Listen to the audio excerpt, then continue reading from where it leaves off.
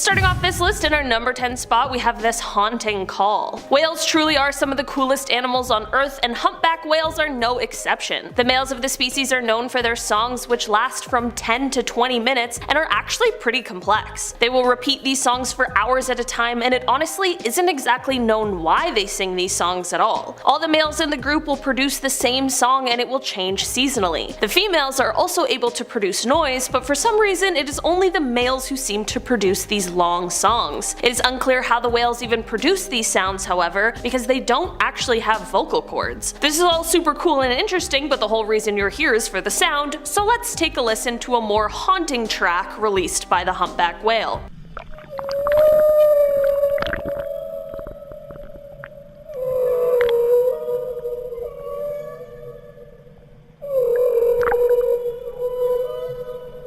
Okay, so please tell me I'm not alone in thinking that that was the most beautifully haunting sound I've ever heard come from the sea. But also imagine being alone in the ocean, not knowing what that was, and then hearing it. Probably pretty terrifying, right? At least we're all safe here in YouTube land. In our number 9 spot today, we have this marine chorus. Okay, so out of context, if I played you this sound, what would you think it is?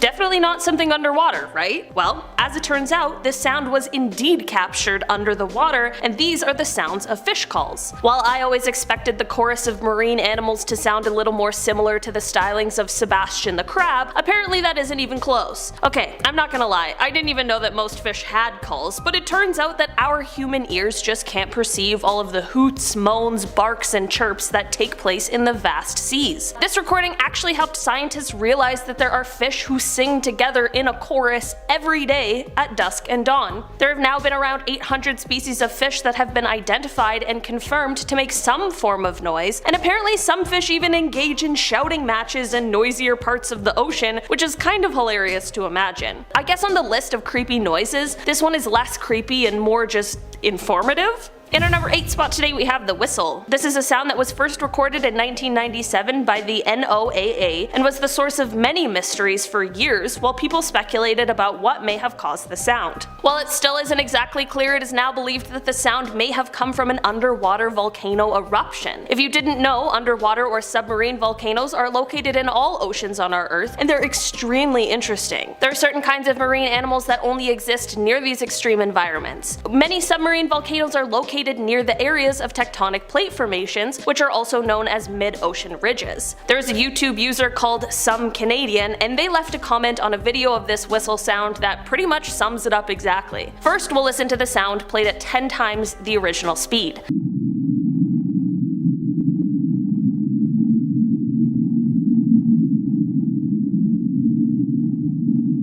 The comment read, quote, "It could be the sound of something moving through tunnels. 1. Volcanic eruptions and gases. 2. Something big and hungry. You choose." I think they might really be onto something there. In our number 7 spot today, we have bloop. Why are all of the weirdest ocean sounds first recorded in 1997? Bloop is another one that came from that year, and it was a loud and unusual sound that was placed as occurring several times off the southern coast of South America, and it was so loud that it could be heard over 5,000 kilometers away. At first, researchers were confused because, while the sound was actually similar to known sounds of living creatures, it was just way too loud that not even the blue whale, the largest living creature, could have produced it. So what is it then? Well, as it turns out, it is in fact not the Kraken, and instead it is actually consistent with ice quakes that are generated by large icebergs as they crack and fracture. It seems like this sound, going with that explanation, doesn't really make sense, but hey, I'm no scientist. But here's the sound for you to judge for yourself.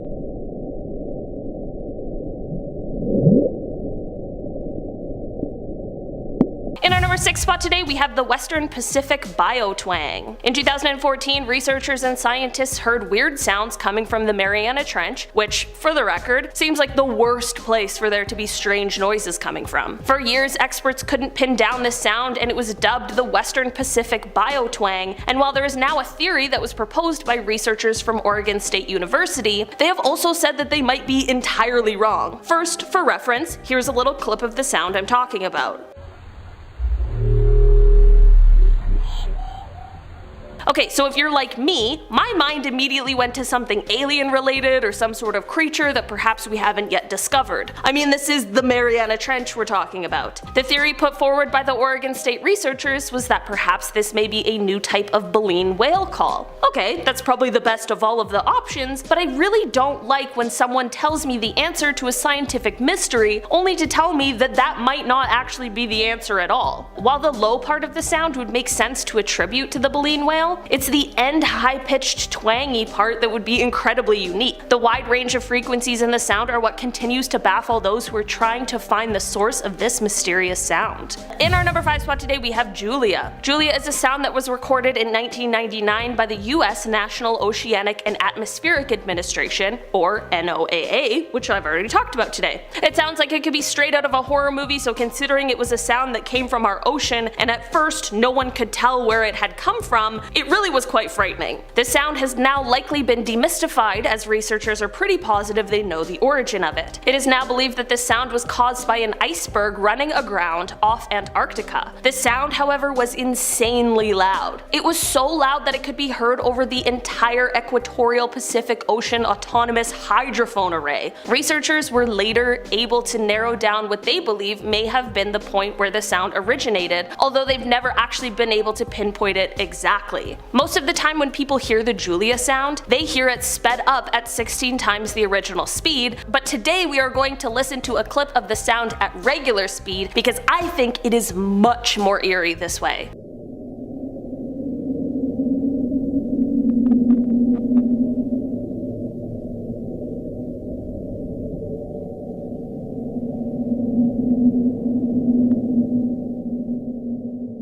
In our number 4 spot today we have Knock. Okay, this is one that I'll admit was not captured by a submarine, but it was still underwater and it truly is terrifying. A few years ago, a beluga whale named Knock, who was unfortunately in captivity, was recorded as he swam below the water. Beluga whales have been called the canaries of the sea, and for good reason, but Knock really wanted to up the ante and instead blessed us all with this sound.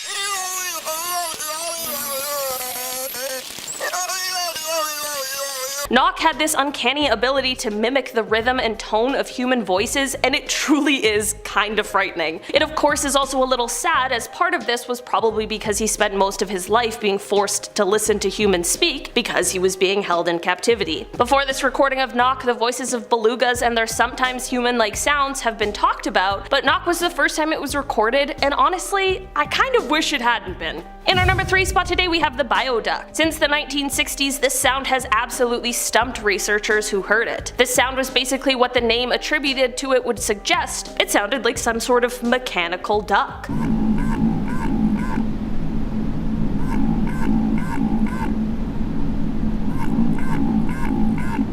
For decades, researchers would hear this sound and it would often be heard and recorded again in the spring and winters. After all of these years though, it seems as though the answers to this mysterious sound are finally coming to light. In 2013, researchers attached sensors that collect acoustic data to 2 whales. One of those tags recorded for 18 hours and the other for 8, and the whales they were attached to were traveling with other whales in groups of 5 to 40, and they were all eating basically the entire time. Throughout this time, with the tags on the whales, there were a total of 32 calls heard, and this data is what led researchers to finally understand where the bioduck sound was coming from. As it turns out, this mysterious sound was actually the call of the minke whale. Researchers still aren't exactly clear as to what the call means to the whales, but it was a fantastic discovery that finally closed an almost 50-year-old scientific mystery. In our number 2 spot today we have upsweep. We all know how little we know about the ocean, and that also includes what kind of creatures lie in it. So while this mysterious sound out of context probably wouldn't be that freaky, when put into this situation it becomes quite a bit more eerie. This sound is referred to as upsweep, and it was caught when the Pacific Marine Environmental Laboratory started its sound surveillance system in August of 1991. The sound is apparently more seasonal, with its peaks in spring and fall, but it is unclear if the changing of seasons is responsible for this sound, or if it's coming from something that lurks in the ocean and remains undiscovered. Just for reference, here's a clip of that sound played at 20 times the original speed.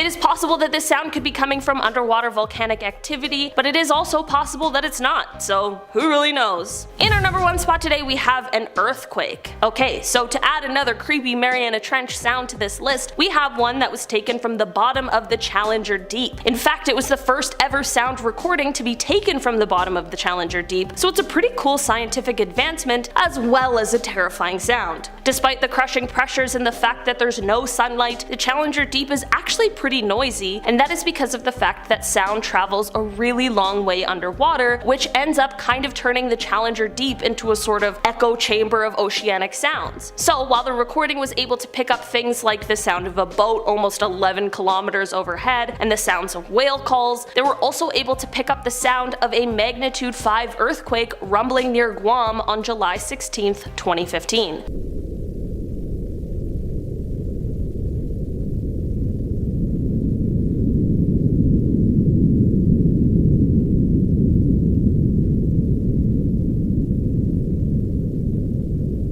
Not gonna lie, while being one of the scariest things I've ever heard, this is also one of the coolest things I've ever heard in my life too. Science really is just so cool sometimes. Kicking off the list at number 10. Glow-in-the-dark shark. Yeah, you thought left shark was the coolest fish in the pond? Think again, pal. Glow-in-the-dark sharks. Apparently, we got them. Terrifying.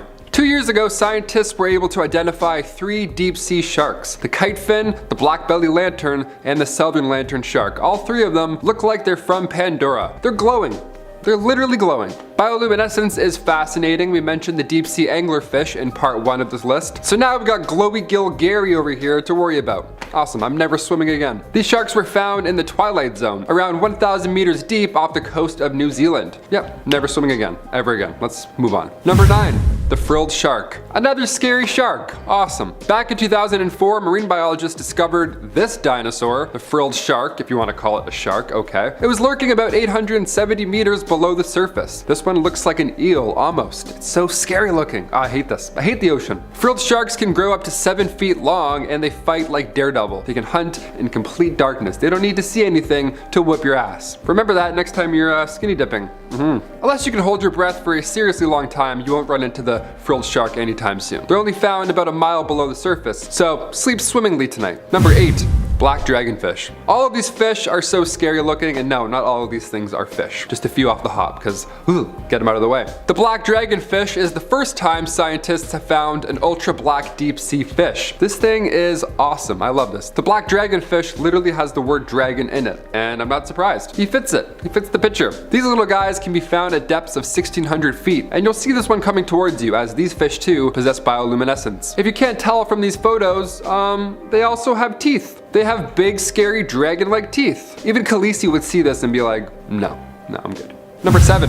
Apollo 11. They say space and the ocean are pretty similar, but nobody expected to find this. The engines of the Saturn V rocket that fell off during the Apollo 11 missions. They should have never been found, realistically. The odds here are just mind-blowing. Right off coastal Florida waters, found 16,000 feet below the ocean surface. These things are massive. They're so heavy we could barely get them out of the sea. You know who found this thing laying on the ocean floor for more than 40 years? Jeff Bezos. Yep, Amazon CEO Jeffrey Bezos. JBs. He found this. He found these back in 2012. What's the shipping fee for a couple of Apollo 11 rockets? It's probably not cheap. Number 6. USS Johnson. Once a US Navy destroyer, the USS Johnson sank during the Battle of Samar back in 1944. It sank after a battle with a large fleet of Japanese warships. Victor Vescovo, one of the few to reach the Marianas Trench, was the first one to stumble upon the remains of this sunken warship. The remains were found quite recently, back in 2019, and it's now known as the deepest known shipwreck of all time, which is a weird brag. She was found 6,450 meters deep in the Philippine Sea in the Pacific Ocean. To quote Victor, who at the time was leading said expedition, he says, "The wreck is so deep that there's very little oxygen down there, and while there is a little bit of contamination from marine life, it's remarkably well intact except for the damage it took from the furious fight," end quote. The ship is so deep that it took them a handful of trips just to locate the thing entirely. There were 327 crew members on board the ship during the battle, and sadly, only 141 of them survived. The diving team was respectful about their mission, and they laid wreaths both before and after their dives, which is just a nice thing to note off at this point, honestly. Number 5. Underwater civilization. As we found out in part 1 of this series, the ocean, being mostly undiscovered, is terrifying. Yep, never going in it again, for sure. But discovering a long-lost civilization underwater, okay, I'll admit, that's not scary. That's actually kind of cool. It's pretty neat. We like those. Found 65 feet below sea level off the coast of Sweden. Researchers from Lund University found a Stone Age civilization that dates to around 9,000 years old. They found artifacts that are in great condition, all things considered. They even found an elk antler axe. How epic is that? That's some Elder Rings kind of stuff right there. That's some good loot. Some of these discoveries, they still have to work out. They're not even sure what they found. What researchers do know is that this ancient civilization, they had a healthy life based on what they found. There's lots of food. Findings suggest that it was warm out often. It was great and all, you know, until the sea rose up and swallowed the Swedish lagoon. The forest around the lagoon just ceased to exist, and we're not really sure why. The more ocean we discover, the more we learn about our past. And if we can also find treasure along the way, that would be helpful. That'd be great. Number 4. USS Nevada. The USS Nevada was lost in 1948, and it wasn't until a year ago where she was seen again. Yeah, the USS Nevada was referred to as the unsinkable ship, and here's why. During the 1941 attack on Pearl Harbor, the USS Nevada was the only battleship to get away in one piece, but barely. It took years of repairs after that, but she returned to battle later in 1944 to support the Normandy invasion. A year later, it assisted in 2 atomic bomb tests, and post-World War II, she was finally deemed too ancient for service. So the Navy used the USS Nevada as target practice, and it took them 5 days and lots of power to finally sink it. How impressive is that? They almost couldn't sink the ship when they tried. That's kind of brilliant. A torpedo was the final strike, and after it sank, the Navy wasn't even sure where exactly it ended up. It was more than 15,000 feet below the surface, so it could have gone literally anywhere. Cut to only a couple years ago, a joint expedition by Ocean Infinity and Search Inc., led by Dr. James Delgado, they found her, just 65 nautical miles southwest of Pearl Harbor, all the way down. Number 3. Amelia Earhart's plane. Yeah, you heard me. How epic is this? The first woman to fly across the Atlantic, she was well on her way to settling even more groundbreaking records, but her plane tragically disappeared over the Pacific in 1937. It's since been a great mystery where the final resting place of Amelia Earhart now is, but we may have actually found her remains back in 1940 on the Pacific island of Nikamuraro. The initial examination of these remains were reported to be that of a man. That was the general idea in 1941, but come 2018, we have a different idea now. Something's come up. Researcher Richard Jantz took another look at the long-lost remains, and since then, photos of Amelia have surfaced, so Richard compared the bone measurements to her body type, and we're pretty sure that's her. But in a recent discovery, May 2021, a murky image went viral, and many believe it's Amelia Earhart's plane, submerged in Nikamuraro Lagoon. Back in 1991, part of a plane fuselage was recovered, but it was too damaged to confirm that it was her plane from when it went down in 1937. Do you think it's her? Sound off below. I do, definitely.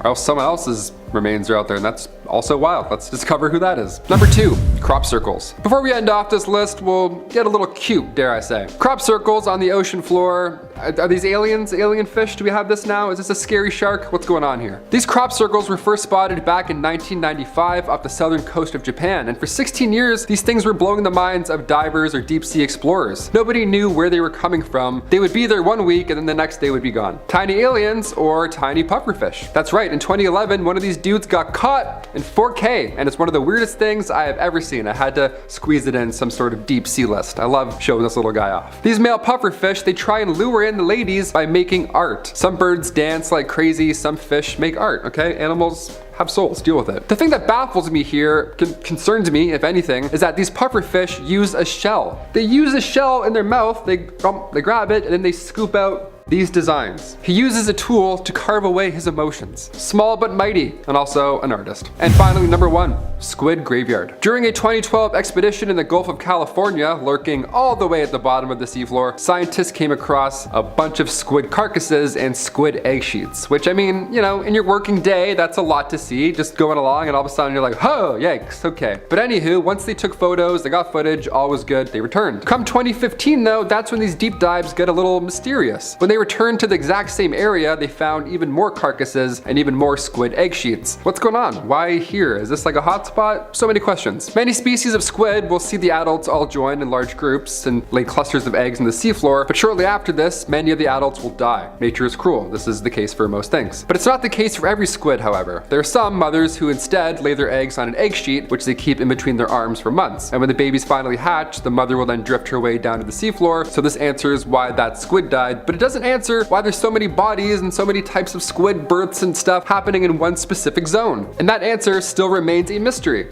hence why it's our number 1 today. Kicking off the list at number 10, SS Garsopa. We'll kick off this deep sea part 3 with a shipwreck. Whenever it comes to underwater stuff, I think I have thalassophobia. These were hard to look at and look into, rather. I got chills looking at these photos, honestly. The SS Garsopa was once a thriving British cargo ship. Back in 1941, during World War II, the cargo ship was en route, returning from India carrying a pretty nice amount of silver. It was a lot of silver, an alarming amount of silver. A storm rolled in, so the captain made a quick decision, knowing what was on board, to avoid the rough waters as much as possible. So the ship changed direction and started heading towards Ireland. Again, this was 1941 during World War II, so not a great time to head that direction. The ship was spotted by a German plane, and a U-boat later claimed the lives of the SS Garsopa's 85 passengers. News traveled quickly, and once the war came to an end, a few divers checked out the area. There was nothing. Now fast forward to 2011, Odyssey Marine's team found the ship. 14,000 feet below the surface, surrounded by just pure darkness. The team kept around 80% of the treasure found, and the rest went to Her Majesty's treasury. In case you were wondering, there was around $150 million worth of treasure found. Yeah, if you can do it, then go grab it. Sure. It's like one of those things where someone's like, hey, you want $150 million? Go into this deep, dark, scary thing. Would you do it? No. My answer is no. Number 9.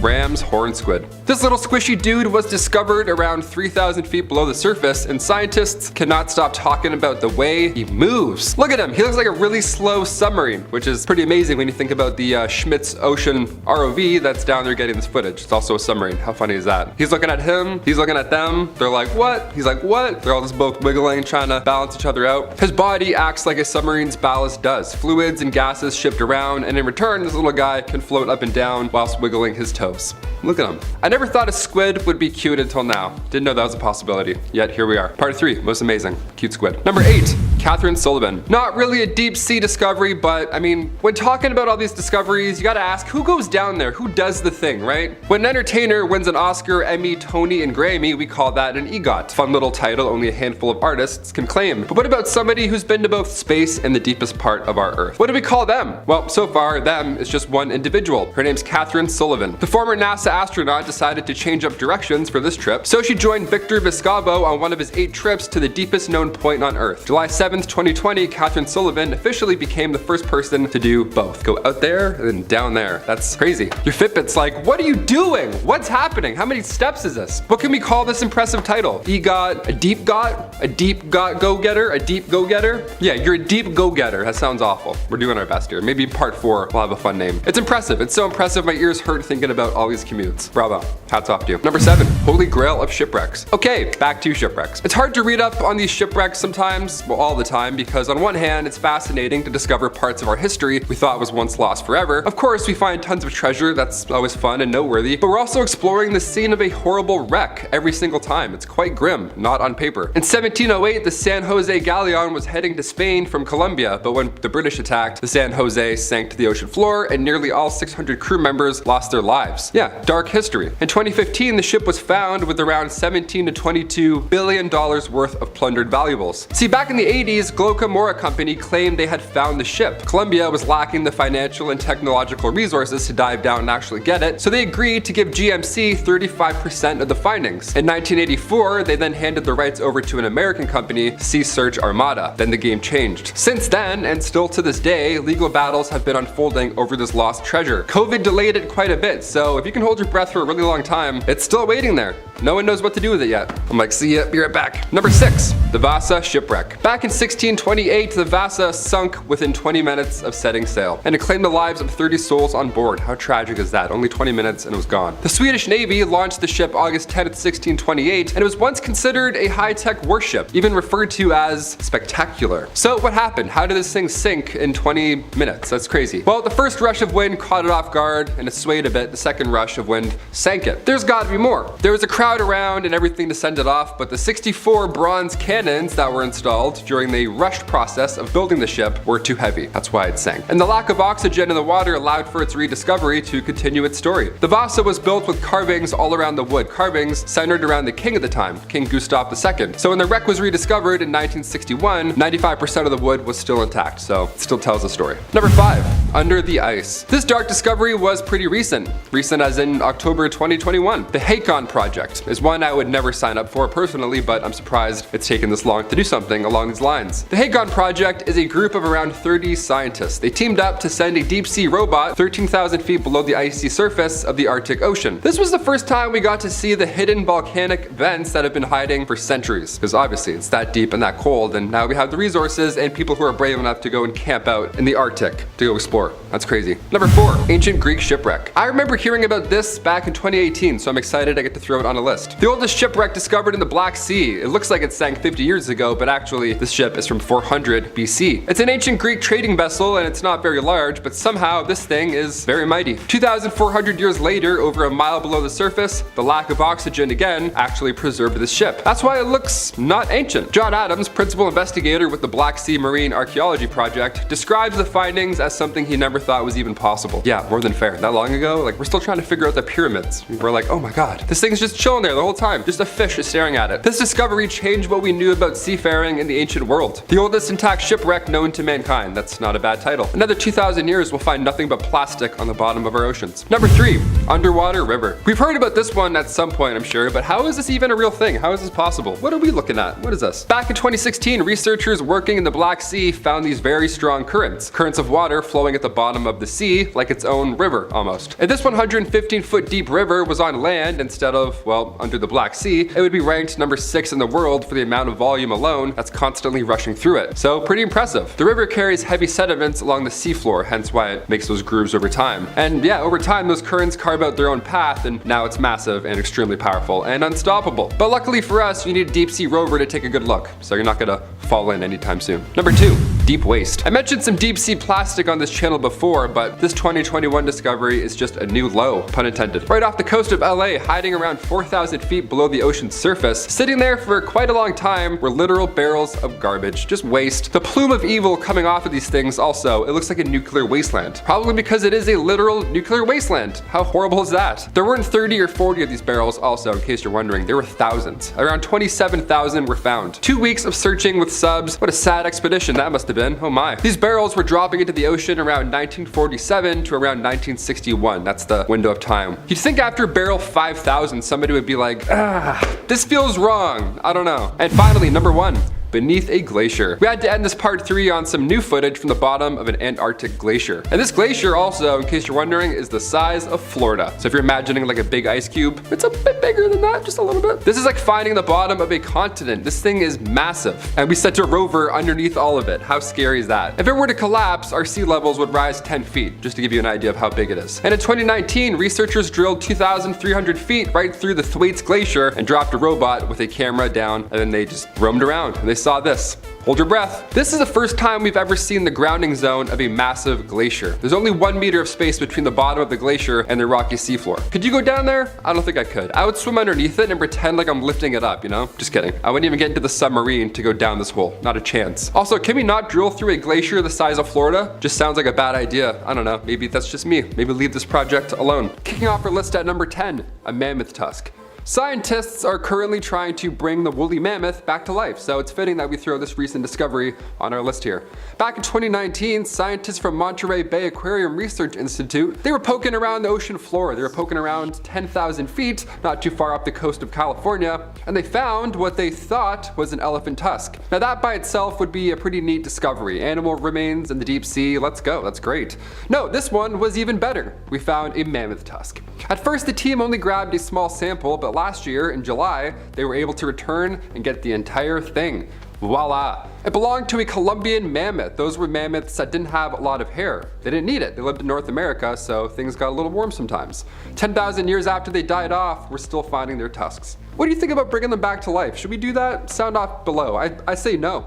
Definitely not. They're way too big and scary. Also, they died before. They'll probably die again. Sorry, I don't know. Number 9, giant phantom jellyfish. Beautiful? Yes. Terrifying and for sure an alien? Also yes. This beast was discovered back in 2021 in, you guessed it, Monterey Bay. The classic spot apparently for sea monsters. The research team sent in a deep sea robot to take a look into the abyss, and they discovered this phantom giant jellyfish again. Yeah, I said again. Originally, this jellyfish was documented back in 1899, living at depths of 3,000 to 13,000 feet. It's, yeah, more than fair. She's hard to catch. Who is she down there? Never know. But luckily, we got a video of her in action last year. Check it out. This is why I don't ever go in the oceans. Ever. Cheers.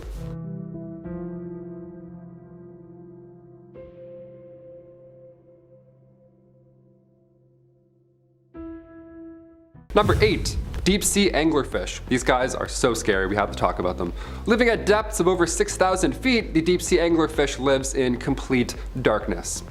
Like Vin Diesel in Pitch Black. It was first discovered back in 1833 when it washed ashore in Greenland and was then taken to Johann Christopher Hangman Reinhardt in Denmark. It was first referred to as the football fish or the man gobbler.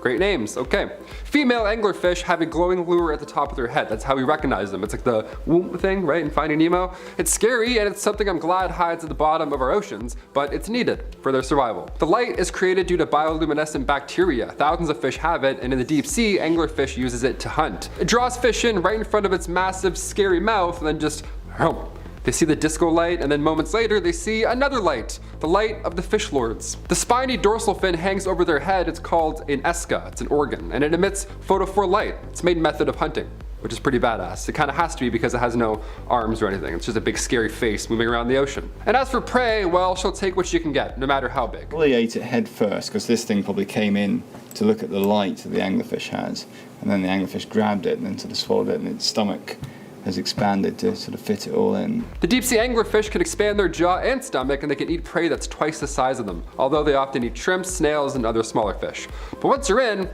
you're tucked, you're not going anywhere. You're screwed. The males actually aren't equipped with the natural lure of light, and when they reach adulthood, their digestive system no longer functions. So it needs one of these leading ladies to survive. I'll let that speak for itself. Number 7, old coral reefs. Or dying coral reefs. This one's actually kind of sad. After all, the list is dark discoveries. These are all scary or dark, literal darkness for some of them. Back in 2009, after a 4-week expedition to explore the deep ocean just southwest of Tasmania, scientists found deep water coral reefs, which is exciting at first until they realized that these coral reefs are dying. They're on their way out. So now there needs to be more research done into why exactly these reefs are dying. We would like to know that. That's kind of something we're working on currently. If the reason they're dying happens to extend to the shallow reefs as well, this could cause massive problems for both marine life and us, our human life. Scientists need to figure out whether the coral was dying because of the ocean warming up, maybe it was disease, or perhaps it was an increase in ocean acidity. Whatever the case is, if it extends into shallower water, it's bad news for us. 25% of marine life would lose their habitat. The coastal fishing industry would be affected, of course, so no more fish and chip specials. Save the ocean, you know? For red lobster's sake, let's smarten up and save the ocean. Number 6, Chuck Lagoon. This lagoon was Japan's main base during the war, but come 1944, the United States launched an attack, which some deem as Japan's Pearl Harbor, where 60 ships were sunk and around 250 planes as well. So for 70 years, there's been a massive graveyard, literally, just sitting in the depths of the Pacific, and it wasn't until recently where we got a good look at these haunting artifacts from history. This photographer went down, took some photos, and said it was one of the scariest shoots ever. They described the atmosphere filled, of course, with, human skulls, remains, gas masks, bullets. Obviously, it was haunting to look at. Nobody wanted to go down, so that's when we send in a submarine. That's when we send in a drone, because we don't like to look at skulls and picking up stuff out of the sand. We don't like to do that. Nobody was expecting these artifacts to be that well preserved after all this time, too. Like all these things, even a mammoth tusk, these are all in pristine condition almost. It's like the ocean's haunting and unexplored. Number 5, holes. If you have trypophobia, you may want to skip this one. Or face your fears together. I don't like holes either. I'm diving in. Let's do it. Off the coast of Big Sur, California, which is a real place and not just a Mac update, a survey revealed about 15,000 holes on the bottom of the ocean, and they're all the same size, which is weird. They all measure up to be 11 meters wide and 1 meter deep. The team at Monterey Bay Aquarium Research Institute, our friends, they found about 15,000 of these, and then they found 5,000 more that were even bigger.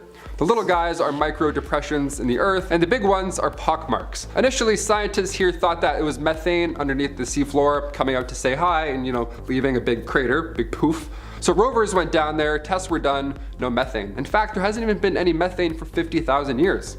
So what's going on here? These craters are doing a pretty good job with the ecosystem though, wildly, because now there's deep sea creatures just living in them. They even found a whale skull just laying in one. Imagine being a crab, coming home to that. I throw up. I go blip, little bubble of puke in the ocean. Number 4, MV Derbyshire.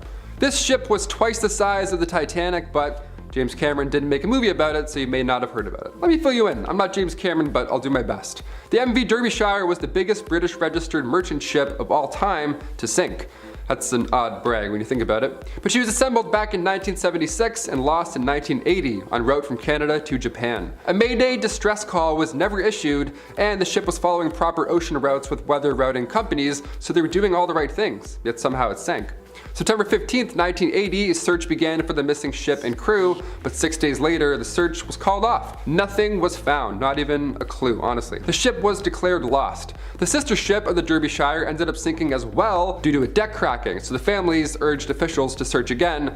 Come 1994, the Derbyshire was found. Number 3, a huge squid. I'll talk about this thing every chance I get. I hope you haven't seen or heard about this because I slept a lot better the less I knew, honestly. The big fin squid, the BFS, the big squid, is rarely seen, hence why it's on our list here today. It actually lurks in many oceans, hiding in the deep. The big fin squid lives in the permanent dark zones of the ocean around 1,200 meters or 4,000 feet deep in the sea.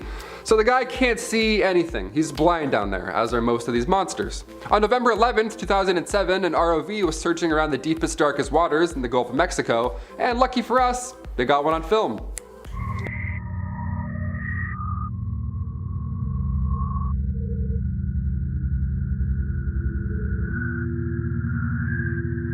Yeah, 23 feet long. I know you're probably wondering as soon as you saw that video. Depth perception is like, oh, maybe it's small, maybe it's this. Nope, stupidly large. They look like balloons, scary, haunting balloons, just casually floating, watching you. I hate how calm it looks too. It looks like it locked onto you, like it's like kinda following your moves. Is this a boss battle? This feels like a boss battle. Let's move on, this guy's scary. Number 2, Siphonophore. Siphonophores, okay, where do I even begin? This is a real thing, not an alien? Okay, cool.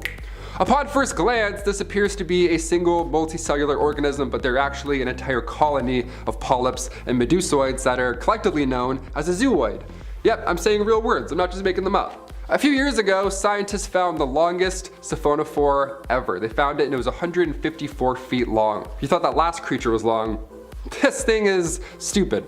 Just a huge long piece of spaghetti just floating around in the ocean. But really it's actually not spaghetti, it's a bunch of different little creatures all working together. Reading up about this thing, there was a quote that I read and it said, "We at least need to know what's down there." No, we don't. Leave it alone. Leave everything, leave it alone down there. I can't even deal with a spider in the apartment. Where do I even begin with this? And finally, number 1, an ancient city.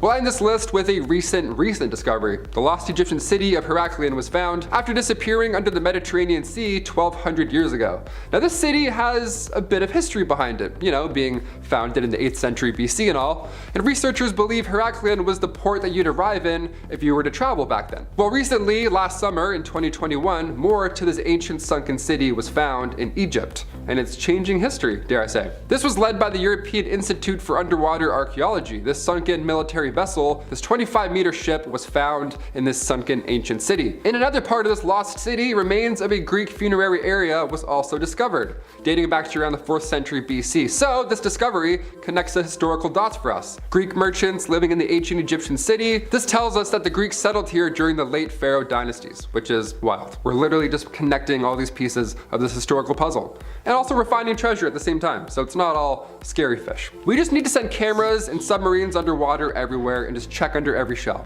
What a wild list this was. Alright, let's get into today's list. Starting off at our number 10 spot, we have the deepest known shipwreck. Who knows how many shipwrecks lay in our oceans, considering many of them have yet to be found. The USS Johnston was a US Navy destroyer which sank during the Battle of Samar in 1944 after a battle with a large fleet of Japanese warships. Victor Vescovo, who is one of the few people who have made the dive into the Mariana Trench, was one of the people who first stumbled upon the the remains of this sunken warship. The ship's remains were first found in 2019, and it is now known as the deepest known shipwreck, as it was found 6,456 meters deep in the Philippine Sea in the Pacific Ocean. Victor, who led the expedition, said, quote, "The wreck is so deep that there's very little oxygen down there, and while there is a little bit of contamination from marine life, it's remarkably well intact except for the damage it took from the furious fight." End quote. This ship is so deep it took a few dives in order for them to be able to relocate the ship, which they have now been able to do entirely. There were 327 crew members on board this ship during the battle, and sadly only 141 of them survived. The diving team was sure to be respectful about their mission and laid wreaths both before and after their dives, which is just a nice note to end off this point on. In our number 9 spot today we have the Baltic Sea anomaly. In 2011, while searching for treasure in the Baltic Sea, these divers came across something super weird. It was a 70-meter long object laying 300 feet below the sea, and to this day, no one knows for sure what it is. It's a massive disc-shaped metal object, and while it certainly is weird to find a huge underwater structure that no one can identify, the weirdest part about this story is that those who found it claim that their equipment stopped working only when they were around this massive unknown structure. There was some sort of electrical interference, but only when they got close or directly above it. Some people believe it's either a glacial deposit, which is the result of thawing glaciers, or an alien spacecraft. I'll let you guys decide on this one. UFO or glacial deposit? I'm gonna go with UFO because that is way more exciting. In our number 8 spot today we have a USO. Daryl Miklos is an explorer who took a deep dive following maps that had been put together by his friend and former astronaut Gordon Cooper. The map Daryl was using was initially made to help identify more than 100 magnetic anomalies in the sea. During one dive at a location within the Bermuda Triangle, he thought he was going to find an ancient shipwreck, but instead found something that continues to stump researchers and Daryl himself. He came across a very strange structure that wasn't like anything he had ever seen before. This structure had long obtrusions which stuck out from its sides, and the whole thing was covered in corals, so whatever this thing is, it has been down there for hundreds, if not thousands of years. Daryl has said, quote, "There's identical formations in 3 different areas and they don't look nature-made. They don't look man-made. Certainly nothing I've ever seen based on my experience, and I have years of experience at doing this. We've identified multiple different types of shipwreck material. This doesn't match or look anything like that." End quote. People have started speculating that this structure may just be the remains of a crashed UFO. If it isn't, then what else could it be? I'm feeling open to suggestions, so let me know. In our number 7 spot today we have a giant squid attack. While diving into the deep sea in a submarine, there's quite a few things that could go wrong. Some are certainly scarier than others, but I'm gonna go ahead and say that being attacked by a giant squid is somewhere on the list of bad ones. Maybe not life-threatening since you're in a submarine, but still absolutely terrifying.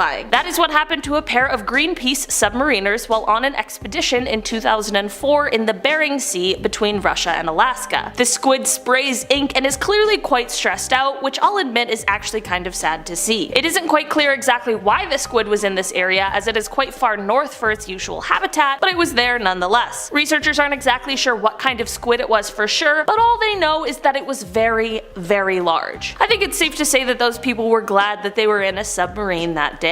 In our number 6 spot today we have the massive siphonophore. Okay, I'm not saying that this is going to be scary to everyone, but I'm not gonna lie. Knowing that things like this exist in the deep sea is absolutely terrifying to me. So there are these things called siphonophores that exist in the ocean, and they appear to be a singular multicellular organism, but they're actually an entire colony of polyps and medusoids that are collectively known as a zooid. So, a few years ago, scientists found the longest siphonophore they've ever found, and it was a whopping 154 feet long. Yep, just a huge long piece of a bunch of different little creatures all working together. I don't know why it freaks me out so much. Maybe it's because it's a bunch of creatures that all seem as though they share a brain. Maybe it's something I just can't comprehend. Or maybe it's because this thing is 154 feet long. Regardless of whatever it is, the deep sea is just as fascinating as it is terrifying. In our number 5 spot today we have dying coral reefs. In 2009, after a 4-week expedition to explore the deep ocean just southwest of Tasmania, while there were many exciting discoveries, there was also one that was much more grim. The scientists found deep water coral reefs, but in the same moment as the excitement came the realization that these coral reefs are dying. There needed to be much more research into exactly what was causing the reef systems to die, but the worry was that whatever the cause was would extend into the shallower reefs as well, which would cause massive problems for both marine life as well as human life. Scientists needed to figure out whether the coral was dying because of ocean warming, disease, or increasing ocean acidity. Whatever the cause, if it were to extend into the shallower coral reefs and cause those to die off as well, 25% of marine life would lose their habitat, the coastal fishing industry would collapse, coastal tourism economies would shrink, coastlines would erode, we wouldn't have the same access to submarine animals which have helped us with medical breakthroughs, and honestly the list just continues on. So while this one might not currently seem like a scary addition to this list, it could have many more implications than we are even aware of. In our number 4 spot today we have this deep sea feast. As it turns out, deep sea feasts are quite a horrific sight, as this video footage from a deep dive expedition will show you. This is the scene that scientists were welcomed to on a deep diving expedition that took place in 2019. What you are seeing is dozens of octopuses mercilessly devouring the 4 to 5 meter long remains of what is believed to have been a baleen whale. Their meal includes some of the internal organs, while large scavengers are stripping away the flesh, and those good old zombie worms are diving into their favorite meal, the lipids and fat from the bones. While this is a grisly sight, I guess it's nice to know that nothing goes to waste in the deep sea. In an environment where food is scarce, this must have been a pretty big win for all of these creatures. Still, seeing video footage of it is pretty wild. In our number 3 spot today we have the long-armed squid. The long-armed squid is not often seen, and thank goodness for that, because they are so unbelievably freaky. They can be found in many different oceans, but they live in the permanently dark zone of the ocean around 1,219 meters or 4,000 feet deep in the sea. On November 11th, 2007, as an ROV was searching around the deep waters in the Gulf of Mexico, it was able to catch one of these guys on film. While there is still a ton that remains a mystery about these elusive creatures, it is believed that they can grow to be around 23 feet long or over 7 meters. The real creepy stance that these guys have is when they hold out their extremely long appendages perpendicular to their body, which creates a sort of elbow look. I don't know, just freaks me out. Imagine waking up and having a giant squid with elbows floating around your room. I know that won't happen, but I'm just saying, imagine. In our number 2 spot today we have a squid graveyard. During a 2012 expedition into the Gulf of California on the seafloor, scientists came across a ton of squid carcasses and squid egg sheets, which was a bit of a scary sight, but they made a note of it, captured their footage, and just continued on. In 2015, when they returned to the same area, they found even more,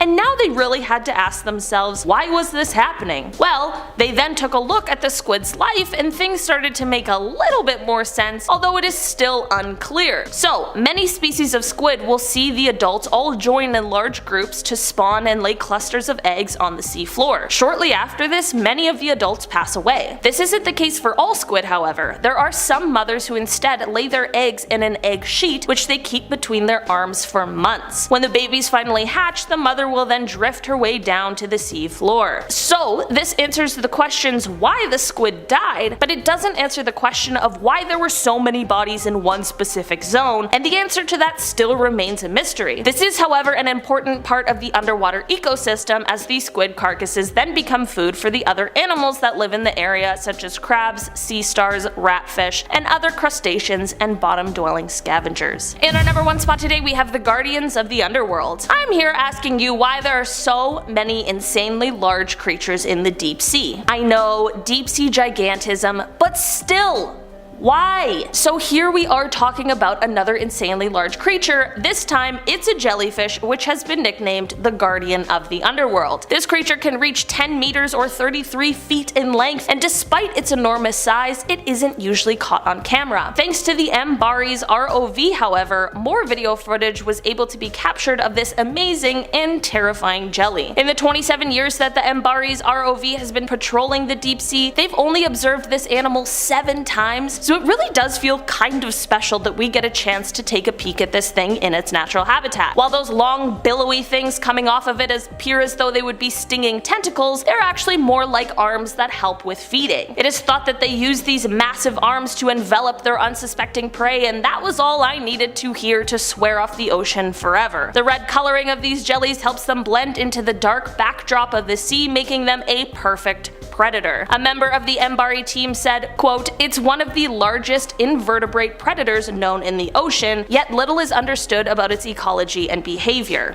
End quote. At number 10, we have an octopus nursery. 8-legged alien-looking things with suction cups all over their arms and beaks for mouths. Octopus are creepy-looking things, and to top it all off, they can camouflage like a Navy SEAL, and they are super smart. If these are the kind of things that make your skin crawl, then just running into one of these guys would probably freak you out. Well, on the underwater expedition at the Davidson Seamount, there was a rather shocking discovery. They had a remote probe that was on the ocean floor around 10,000 feet, and they came across which seemed to be an octopus that was next to not just one, not just two, but a group of 1,000 octopuses in a nursery. They were all there laying their eggs and using the heat from the volcanic vent to keep them warm. I would hate to be the guy who accidentally steps into that crack and then gets devoured by thousands of sticky arms. But if you're at 10,000 feet underwater, you probably are already screwed. At number 9, we have the Siberian lake monster. Of course, if we're doing a list of scary things that live underwater, we have to throw a giant mysterious sea monster on here. What separates the Siberian lake monster from other more popular guys that we have seen like Loch Ness and that kind of stuff is that underwater scans have actually picked this guy up. This thing is deep in Lake Labinkur, and some radar has shown that it looks like a 33-foot long creature is living there. Now this is probably just a skeleton, but if this thing is dead, it means that there was once a giant man-eating monster in this lake. I thought we were supposed to be safe in freshwater. They've nicknamed this thing the Devil, so you know he's a good time and loves company. So next time you go up to the cottage and you're swimming in the water and you feel safe, remember there might be a giant monster lurking underneath the water ready to turn you into a side dish. At number 8, we have the blue hole. Now there are several blue holes in the world. There's one in Belize, there's one in the Red Sea, there's a giant one in my heart that was left there from when Reboot ended on a cliffhanger. How are you going to end a show that so many people fell in love with on a cliffhanger? I will never trust again. Well, this one is between Cape Verde and the Caribbean islands. Scientists are really confused about this thing. It's a crack in the bottom of the ocean floor and is several thousand miles long. What's strange about this is there's no explanation of how this happened. It might have been tectonic plates moving around, but when this happened, the Earth will probably start to repair itself and there's been no sign of this. My theory is this is where Godzilla goes to sleep at night. I mean, it seems like the most logical answer. It's either that or the gateway to hell. Like, come on guys, I'm doing real science work here. At number 7, we have the Yonaguni Complex. This was discovered by scuba divers in the 1980s. I think that's the scariest part about this one. Could you imagine going scuba diving back in the 80s? The technology back then must have been a tube going up to some guy who would blast fresh air down to you using a bicycle pump. I don't even think they had decompression sickness figured out back then. The chances of you coming up the bends was probably super high. Well, if it wasn't for a few divers in Japan who were willing to sacrifice it all to look at some cool stuff, we wouldn't know anything about the Yonaguni Complex. It's still a mystery as to what this thing is. It looks like some temples that might have existed thousands of years ago, but when the ice age decided to melt, it would have covered this entire area.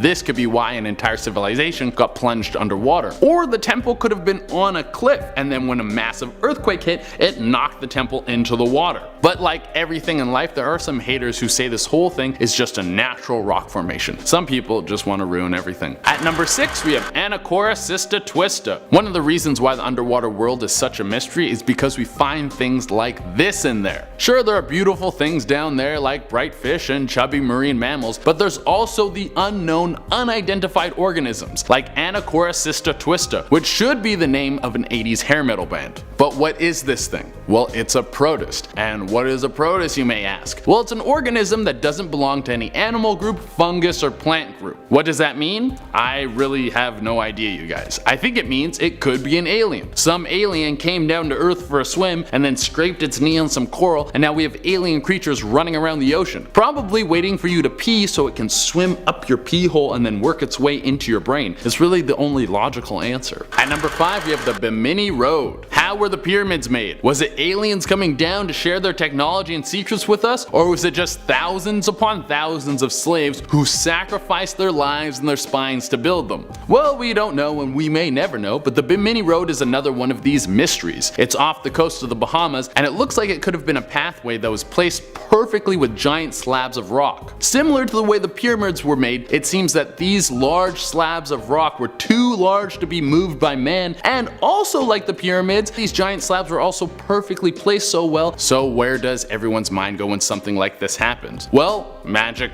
or aliens. The logical answer is that this is a natural phenomenon of the water moving and hitting the rocks to make these formations, but people think that this was made using advanced technology from aliens and could have been the road to Atlantis. Honestly, I like the Atlantis theory much better. It's more fun. At number 4, we have colossal squid. Yeah, this thing is a big no thanks for me. So everyone always talks about how there might be sea monsters out there, but this thing actually exists. There's never been one caught alive, but several have washed onto shores dead, and they are massive. The largest one ever discovered was 45 feet long, and it was dead. So you know there was an even bigger one out there that killed this guy. They don't even have suckers on their tentacles, they have hooks. Let me say that again. This squid has 10 giant arms covered in hooks. This thing is straight out of a horror movie. Scientists aren't even sure what something this big eats. They think it probably feeds on whales or your deepest darkest fears. I wouldn't be surprised if the colossal squid works part-time as a gatekeeper for hell. It makes me think that the old Greek stories about the Kraken might have been real. At number 3, we have underwater circles. Giant formations of circles that are formed underwater and nobody knows how they got there. These mysteries were discovered off the coast of North Carolina, Florida, and Belize. Now, what are they? Like many things on this list, myself and the entire scientific community have no idea. But here are some theories. Maybe they were formed naturally by either two things, water currents or some sort of animal mating ritual. Another idea is that these things were made by ancient civilizations before the Ice Age. All these things would have been above ground and might have been art left over by some old-timey tribes. And the third theory is that they look kind of like a bullseye, so it might be some sort of nuclear missile target, and if you hit it hard enough, the explosion will cause some sort of major natural disaster like an earthquake or tsunami, or if we're lucky,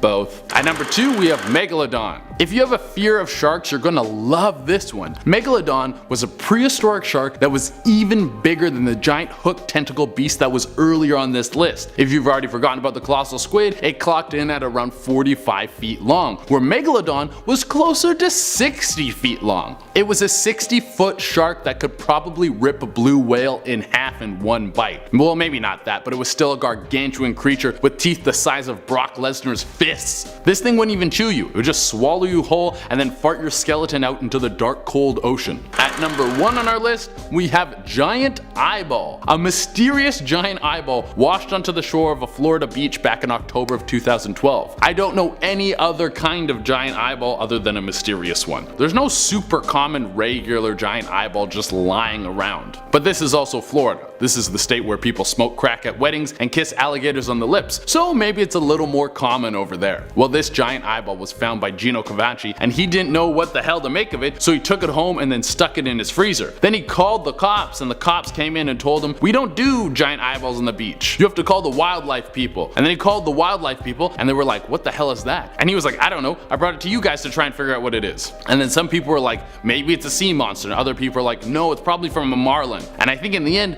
no one really knew what the hell it was. But just so you know, there's giant eyeballs out there just laying around the beach sometime. Kicking off the list at number 10, Fangtooth.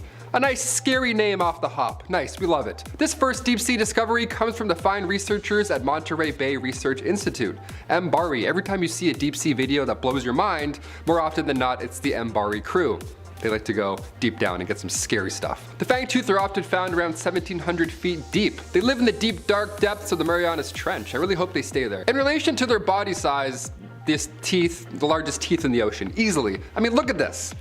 It's kind of hard not to make fun of them. These guys have a special little pocket in the roof of their mouths, which are used to store their teeth so they actually, close their mouths. In case you're wondering, how it's so big and all. They store them. They have a trunk for their teeth. That's so alien. Why are fish so alien? The fangtooth has been described by the MBARI team as a face only a mother could love. What a roast that is. They don't have very good eyesight at all, but again, with teeth like that, Who needs eyes, really? These guys hunt just by bumping into their prey. They sense vibrations and movements in the water, just like Daredevil. Number 9, Gran Rojo jellyfish. First discovered in the mid-90s, although they weren't officially categorized as a new species until 2003, the Gran Rojo jellyfish, yeah, for 13 years we were just confused on what we were looking at, or what to call them. Not only did their discovery come with a new species classification, but also a new subfamily, so yeah, it was a pretty big deal. Worth the wait, I would say. The species was originally called Big Ugly, which again, unnecessary roast for a deep sea fish. Let's just say Big Scary. Can we say Big Scary? That's better. Why does it have to be Big Ugly? Eventually they landed on Big Red, which is nice, we'll take that.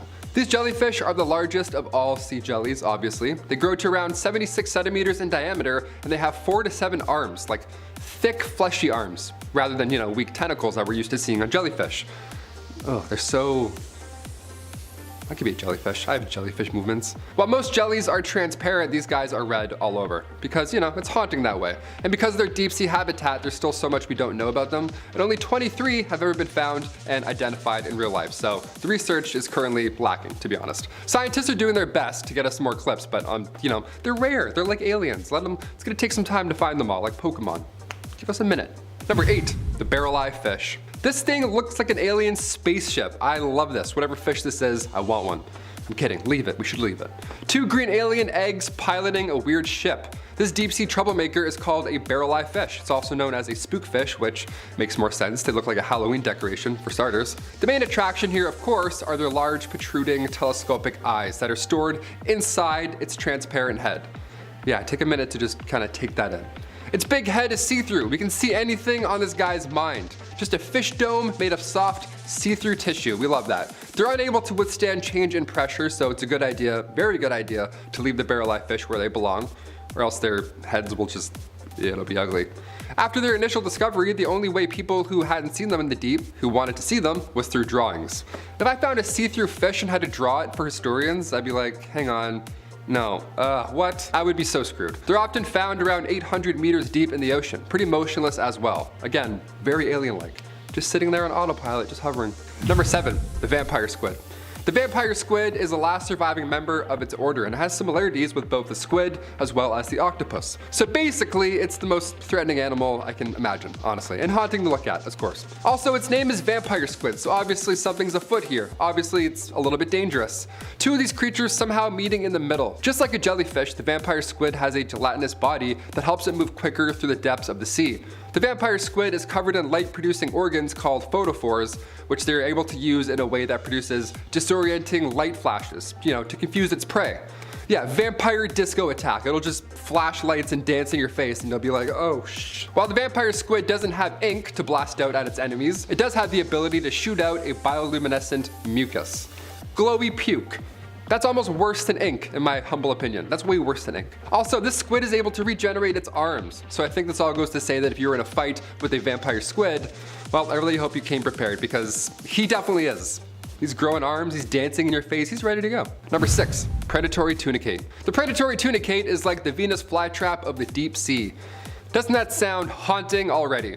Predatory tunicate is straight up one of the most unique creatures I've ever learned about working on this channel. Honestly. Looks like something you'd fight in Super Mario Sunshine. How is that a real thing? What in the hell? They start off life like tadpoles do. Then they swim until they find a perfect spot, either along a canyon wall or the seafloor or something sturdy. Once they found their spot, they plant themselves using a natural adhesive that they produce. Once planted, they will undergo a huge change. Clearly. And this is where they'll stay for the rest of their lives. They're super picky about where they set up camp because, well, they're there forever. This is their new home, essentially. On the side of a rock right next to Coral Lane. Come visit. Let's do it. In order to find the perfect spot, they need to make sure that both the chemicals in the water in that area, as well as the temperature of the water, is just right. And unfortunately, if these guys do get moved from their location and chose to make their home somewhere else, they will die. So it's imperative that we leave them alone. Know what I'm saying? Don't be poking anything in the ocean. Hit that thumbs up. Don't be hitting fish. They basically wait for food to drift on by, and then just like a Venus flytrap, when they get their meal in their mouths will close automatically until they're done digesting. Then they'll just go and then open back up. Predatory tunicate is a point of study in the medical world because they actually have been known to help with more serious medical conditions. So as scary and weird as it is to look at, he's literally saving lives. Number 5, snapping shrimp. I have to include a snapping shrimp because I always see these guys pop up on Reddit when I'm scrolling through in the dead of the night, and these guys will pop up and they'll haunt me. Snapping shrimp pack the hardest punch. They look nice, but they'll hit you before you even blink. Will Smith style, you won't even see it coming. Its punch is so powerful that it creates a sonic boom underwater. Here's a clip of a mantis shrimp punching through a fisherman's gear. Ow! Ow! That really hurt. This dude grabbed a hold of my booty, put a hole in this booty. He has no idea what he just pulled out of the depths of the sea. This thing just punched through skin and gear, just like that. And he's tiny. Pistol shrimp hit their prey at 100 kilometers an hour, and in doing so, a large air bubble is created, and because of this, Mike Tyson shrimp, he's so quick with the right hook, the following pop is around 200 decibels. So should the mantis shrimp miss that first punch, the sound alone will stun their prey. Or if they're lucky, that sound will kill them, instead of, into their head. Number 4, the long-armed squid. Ooh, long-armed boys, here we are. The big fin squid is not often seen, and honestly thank goodness for that because they're so terrifying to look at, as are the other things on this list. They can be found in many different oceans, but they live in the permanently dark zone, so you don't have to worry about your foot touching one anytime soon. They live at around 1,219 meters or 4,000 feet deep in the sea. On November 11th, 2007, as an ROV was searching around the dark waters in the Gulf of Mexico, it was able to catch one of these guys on film. While there's still a ton that remains a mystery about these elusive creatures, it's believed that they grow to be around 23 feet long. Yeah, they're really long. The real creepy stance that these guys have also, how they're so still, not a fan. So still and so large. Big forbidden deep sea spaghettis. No thank you. Number 3, giant isopods. Big nope on these ones, here we go. I can't do deep sea anything, so these videos are always exciting to me. My palms get sweaty when I'm making these scripts for you. These giant isopods, so scary. These large crustaceans can reach lengths around 15 inches, and while it's not the biggest deep sea creature of all time, it's still pretty insane for what this thing is. For example, this footage comes from the NOAA team. This was 5 years ago in the Gulf of Mexico. Take a look. Yeah, you thought bugs were gross. These things can swim so fast and then just attach themselves onto your back. Ugh, I'm never swimming again. That's so quick and so gross. Little legs. Oh, I hate those legs. Giant isopods get their size from what is known as deep sea gigantism, which is an evolutionary tendency for deep sea creatures to grow larger than their shallow water counterparts. It isn't exactly clear why this happens, but we see it in giant shrimp as well. It happens and we're like, what? It is thought that maybe it's because of the cold temperatures, which may increase cell life and lifespan, but still, we're pretty clueless at this point. Giant isopods are scavengers, which usually wait to collect scraps of what is left over from another predator's meal. Yeah, then they just scurry over with their big giant many legs and then just latch on. Number 2, deep sea anglerfish. I'm glad I put deep sea in there in case, you somehow forgot about these. Look, these fish are big and scary and they have tentacles flying out of them. They have the disco ball of death floating in front of their big scary mouths. We know that about these deep sea horrors by now.